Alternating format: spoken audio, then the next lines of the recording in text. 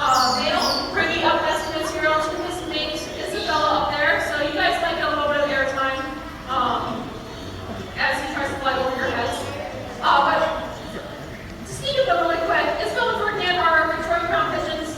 Yes, you heard me correctly, these are pigeons, the largest living pigeon species in the world. They're found in New Guinea and named after Queen Victoria for those lacy feathers on their heads that look kind of like British royalty, or at least it reminded us explorers of that. Now watch out, he's not very graceful, so you may get feel some air as well.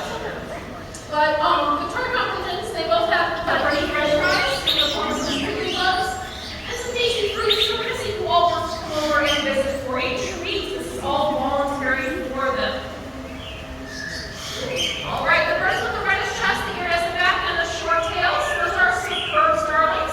Not to be confused with that guy with the red chest, the long tail over there, that's one of those white rock showerwashes, one of the ones that built that smaller nest that I was showing around. But the superb starlings are a species found in Africa, not the central parts of Africa, and they usually build their nests inside tree cavities. They use grasses, leaves, twigs, and even feathers to find rock from other birds to build those nests. That's why they'll lay 2 to 5 bright blue eggs. Now, when those eggs hatch, those chicks are born blind, naked, and completely helpless. They rely entirely on their parents for all of their care. And they'll be stuck in that nest until they grow feathers of their own and start to learn how to fly. A big word for that is altricial. That means they're stuck there until they can grow those feathers in and become a little bit more independent. That's opposed to some birds, like chickens, or we've seen our great largest pheasant, that really long bird. Their chicks hatch out with their eyes open, they're fluffy, and they're able to follow their parents away from the nest just within about a day of them hatching. That's what's known as a pre-poaching chick. Again, that's a big word, but just means that they can follow their parents away from the nest. Their parents provide protection and help them find food, but they're able to actually feed themselves.